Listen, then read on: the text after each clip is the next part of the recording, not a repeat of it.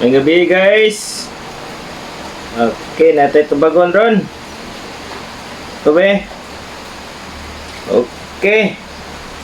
Sir, unsaon man ako ni akong asawa? Dili man kabalo muluto. Maabot na kitag kukire guys. Ipaluto na sad ko ninyo. Mga tana, unsaon daw niya yung asawa nga di man kabalo muluto. Okay pre, iuli na pre. Ayaw ko! Ayaw! Pida asawa di man kabalo muluto pre, uli. Samot na pre nga ana bitong gikan ta nag-inom, gikan ta naglaag, ana ba? Gikan ta sa tanan bisyo. Nya pag uli na to, balay niya walay nilungag. Nya pag iniluto ay makasapot pre ba? Advice na uli na masawa pre. Makasapot na sa imo. Kaguba na sa imong kuan mode ba? Bitaw grabe pa siguro ni mo diman siguro. Unsa may imong gipaluto di sa imong asawa? Nga lutong bahay ra man gid siguro ang di ba? Mga lutong bahay ra man gid siguro base nag order po gadya og mga kuan bahay, mga pang-restaurant pod kayo nga mga putahe. Oh, nya. Ang napalit ra sa imong asawa ang imong natunol pang Bombay ra man oh. Nana no, so ato sang kuan, ato sang nganong di kabalo muluto ang imong asawa kay murag imposible sad no. Pero basin og naapod. Pero kung di gid kahibalo, na ikaw ba na kahibalo, para sa ako, kung ako gi kahibawan ng trabaho ako na lang muluto. Ngano man? Dili day kaganahan nga mutilaw mga lamian nga pagkaon ni mga asawa. No? Di kaganahan. Oh, wala siya. Imo man ang gipili, gipangga man na nimo. Di kaganahan nga imo siyang ipakaon, no?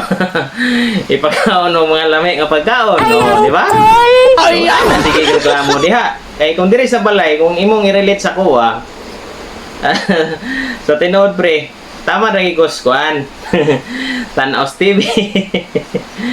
dili ko kuan, maayo kayo sa luto sa tinuod lang. Akong asawa maayo kayo. Pero pag siya magluto, iya ginang tawagon gi ko niya na ipatilaw ana ba sweet kay ba nga ang sabay lasa sus kanindot kung kinabuhi. Ikaw ra gid tigtilaw niya murag niya ging gikuan ba ana bitawng lihok nga with love nga na ba. So motong sa dugay-dugay na namon nagipon ni kuan sad ko ni try sad ko ba og kanang ako po mo serbisyo ba na bisan to og di kay ko maayo gid anang butanga ni try ko isa lang kamino akong gipraktisan karon adobo sa dihang nakamao na mora po na akong makaya po sa tinod natingalan ako nga every time nga magluto ko sa mga asawa po diya nga di pod kahibaw og luto pwede na nyo tun-an kaya ako gitun-an po nako every time nga magluto ko talag sari ko magluto. Mag-atong gina akong mga anak, si kuya ug manghod, mag-atong excited kay ba? Excited kay sila? Excited kay lamian kay sila sa kong luto, di ba? Kuan pre, tunay mga asawa. Nya, tunay na love. Sabi tawagan ninyo. Ali, gutad tagpanakot, ana ba? Nya, sweet. Sweet na kay mo ana, tumog ilunod ni love. Honey, asin na yan na ba? Ito nanay mo, base nang imo pong gusto kay nag-uli nimo nanay niluto.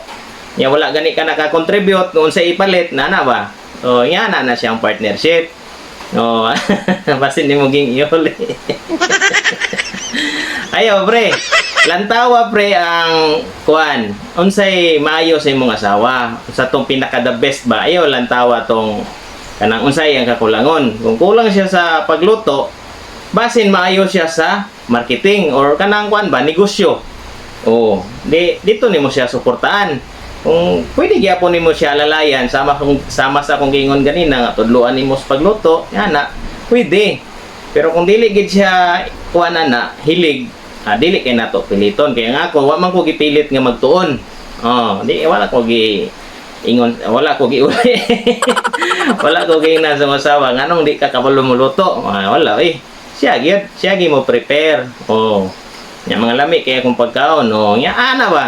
So mo na inyong partnership. So lantawa imong asawa nga unsay iyahang kuan, unsay maayo niya ba. Ayun na nagka-problema gamay ra kay nang luto di ba? I hope na ako'y na kuan mo pre. Na ako'y natambag gamay, ha? Okay, salamat kayo.